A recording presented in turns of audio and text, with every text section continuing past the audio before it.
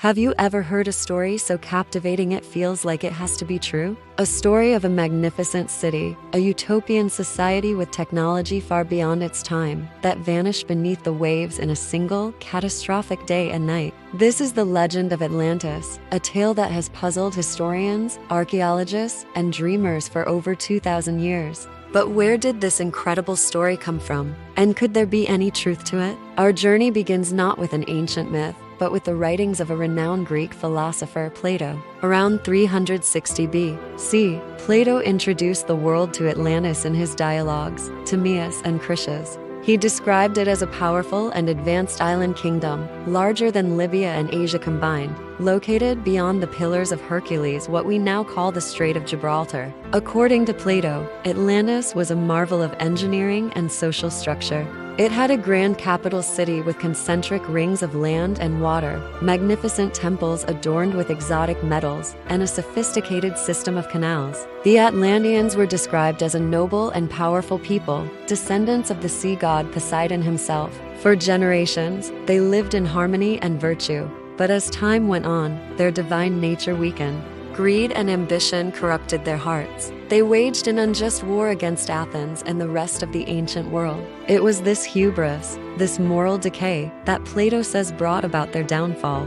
The gods, angered by their arrogance, unleashed a cataclysm of earthquakes and floods, swallowing the entire island and its people in the blink of an eye, leaving nothing but an impassable, muddy shoal. So, was Plato telling a true story, or was he crafting a cautionary tale? Most historians and scientists today believe Atlantis was a philosophical allegory, a fictional creation designed to explore themes of political power, divine justice, and the ideal state. Plato might have used Atlantis as a literary device to contrast a corrupt, powerful society with his vision of a perfect Athens. He was a philosopher, after all, and using stories to illustrate complex ideas was his specialty. The tale of a proud empire punished for its arrogance would have been a powerful lesson for his contemporaries. But that hasn't stopped people from searching for the lost city. The allure of a hidden, advanced civilization is just as strong.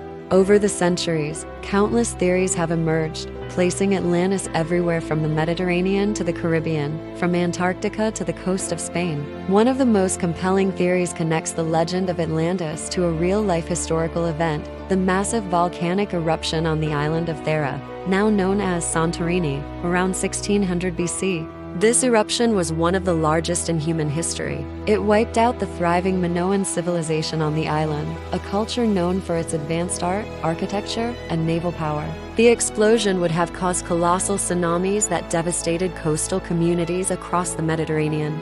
Could the memory of this real-life catastrophe have been passed down through generations, eventually evolving into Plato's story of Atlantis? The parallels are striking. A powerful island civilization, advanced for its time, suddenly destroyed by a natural disaster. It's a tantalizing possibility that links the myth to a verifiable historical event. Other theories are even more imaginative. Some have suggested Atlantis was in the Bahamas, pointing to underwater rock formations like the Bimini Road as remnants of its ancient structures. Others have looked to the coast of Spain, near the Dona National Park, where satellite imagery revealed strange rectangular shapes submerged in the marshlands, sparking excitement that this could be the location. Yet, despite decades of searching with advanced technology, no definitive, conclusive proof of Atlantis has ever been found. No sunken temples, no ancient artifacts, nothing to turn the legend into fact. So what does that leave us with? The story of Atlantis endures not because of physical evidence, but because of what it represents to us. It's a symbol of a lost golden age, a paradise that vanished. It taps into our deep-seated curiosity about the unknown and our hope that there's more to our world than what we see on the surface. Whether Atlantis was a real place, a distorted memory of the Minoan disaster, or simply a brilliant philosophical fable, its power lies in its ability to ignite our imagination.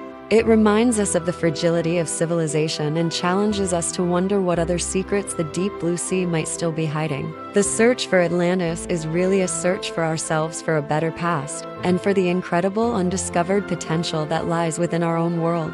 What do you think? Was Atlantis a real place? Or is it just the greatest story never proven? Let me know your theories in the comments below. Thanks so much for joining me on this deep dive into history's most famous lost city. If you enjoyed this journey, Don't forget to like, subscribe, and hit that notification bell so you don't miss our next adventure into the unknown. See you next time.